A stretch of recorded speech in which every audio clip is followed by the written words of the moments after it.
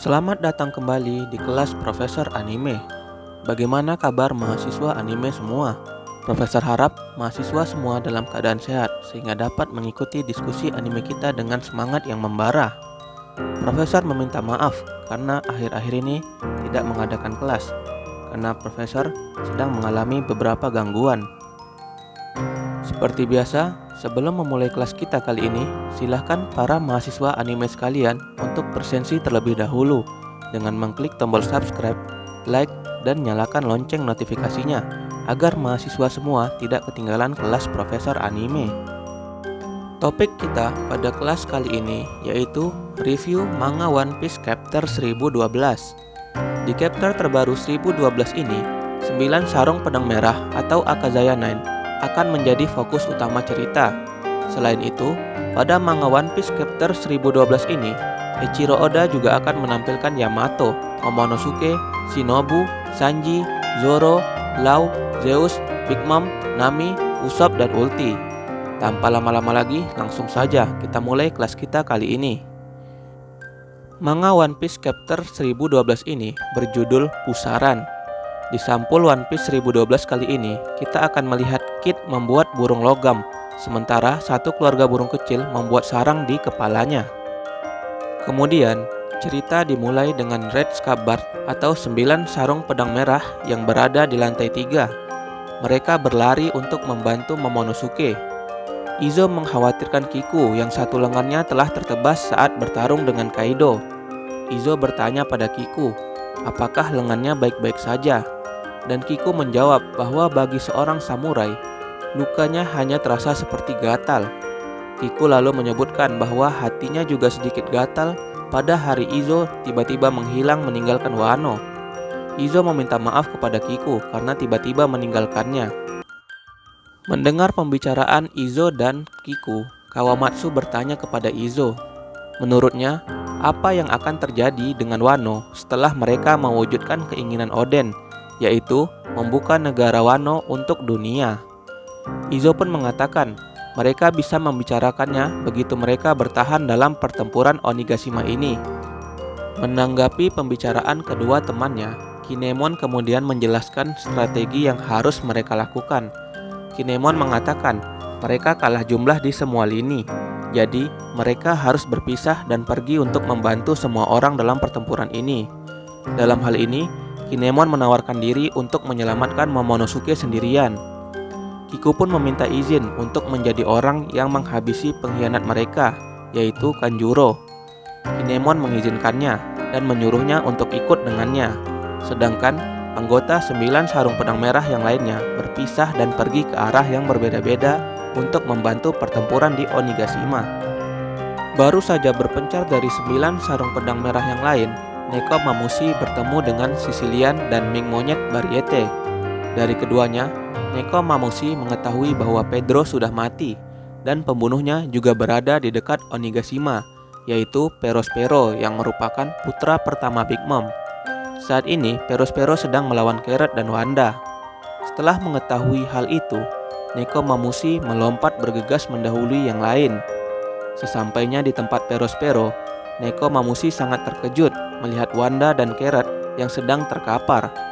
Nekomamushi pun sangat marah dan bersiap bertarung melawan Perospero. Scene pun berganti ke Yamato, Momonosuke, dan Shinobu yang saat ini sedang berada di loteng. Yamato mengatakan mereka tidak boleh tinggal bersama karena Maria akan melihat mereka. Jadi Yamato membuat boneka Momonosuke yang terlihat lucu tetapi jelas palsu, dan dia akan membawanya sebagai umpan. Tapi Momonosuke dan Shinobu melihat ke arah Yamato dan tahu bahwa dia jelas saat gatal untuk bertarung. Sebelum pergi, Yamato bertanya kepada Momonosuke bagaimana kabar Luffy. Momonosuke mengatakan Luffy masih baik-baik saja, tapi berdasarkan suara yang dia dengar dari atap kastil, di sana hanya ada 2 orang. Jadi pertarungan 1 lawan 1, aku harus cepat, kata Yamato. Setelah Yamato pergi, Momonosuke pun membuka jurnal Oden yang sebelumnya diambil oleh Yamato yang mana adalah anak dari Kaido. Sementara itu, di lantai 2, Sanji berlari untuk membantu Momonosuke dan melawan anak buah Kaido sambil memikul salib besar di punggungnya. Di salib itu, ada Zoro yang terluka parah. Sedikit kilas balik, di chapter sebelumnya, Law membawa Zoro dan Zeus berpindah tempat. Ternyata tempat yang dituju oleh Law adalah lokasi di mana Sanji berada. Melihat Zoro yang terluka parah, Sanji membawa si rambut hijau lalu meminta Zeus untuk membantu Nami. Law memberitahu Sanji bahwa sekitar 20-30 tulang di tubuh Zoro telah patah. Jadi Sanji harus merawat lukanya terlebih dahulu. Sanji mengikat Zoro ke potongan kayu dan membalutnya begitu banyak sehingga Zoro terlihat seperti salib besar. "Siapa yang membuatmu terluka seperti ini?" tanya Sanji pada Zoro.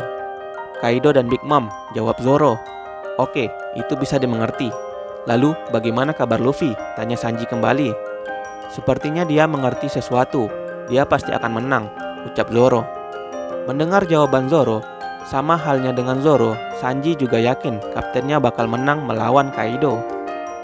Kembali ke masa sekarang, Zoro sedang tidur, sementara Sanji sedang membawanya sambil mengeluh dan melawan anak buah Kaido. Sanji kemudian bertemu Kawamatsu dan Izo. Mereka memberitahunya bahwa Kinemon sudah akan menyelamatkan Momonosuke, jadi Sanji tidak perlu pergi ke sana. Zoro tiba-tiba bangun dan memberitahu mereka bahwa mereka harus pergi membantu orang-orang di live floor. Lalu dia kembali tidur lagi. Di sisi lain Onigashima, kepala Pack One sudah tertancap ke lantai dan dia sudah terkapar di tanah setelah dipukul oleh Big Mom, dan sepertinya dia juga terluka sangat parah. Ulti berlari ke arah Big Mom dengan marah. Nami berkata kepada Big Mom bahwa Ulti adalah dalang di balik hancurnya kota Okobure. "Diam, setelah aku selesai dengan orang-orang ini, aku akan berurusan denganmu, kru topi jerami," ancam Big Mom. Setelah rencananya untuk memanfaatkan Big Mom agar melawan Ulti gagal, Nami kemudian mencoba berpihak kepada Ulti.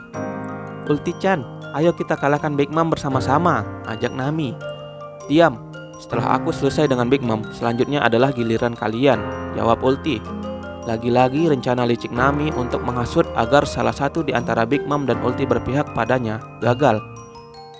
Ulti kemudian melompat ke arah mereka dan menggunakan jurus Ulti Mortar untuk menjatuhkan Komachio. Setelah Komachio tumbang, Ulti kemudian memukul Tama. Menyaksikan temannya diserang, Big Mom sangat marah dan menghampiri Ulti. "Berani-beraninya kamu menyakiti temanku," kata Big Mom. Ulti pun membalas, "Berani-beraninya kamu menyakiti adikku," jawabnya tak mau kalah.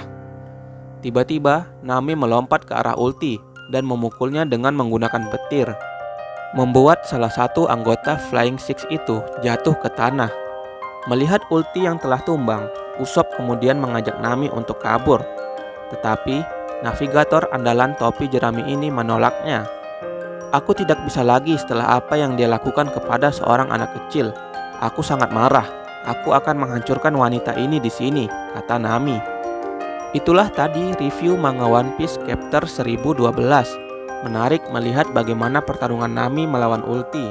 Apakah Big Mom akan membantu Nami atau malah sebaliknya? Walaupun di chapter 1012 ini kita tidak melihat kapten andalan kita, Luffy, kita sangat menunggu pertarungan antara Luffy melawan Kaido. Bagaimana cara Luffy menghadapi kerasnya haki Kaido? Seperti biasa, kita tunggu saja kelanjutannya dari Oda Sensei. Sekian kelas kita kali ini. Sampai jumpa lagi di kelas Profesor Anime selanjutnya.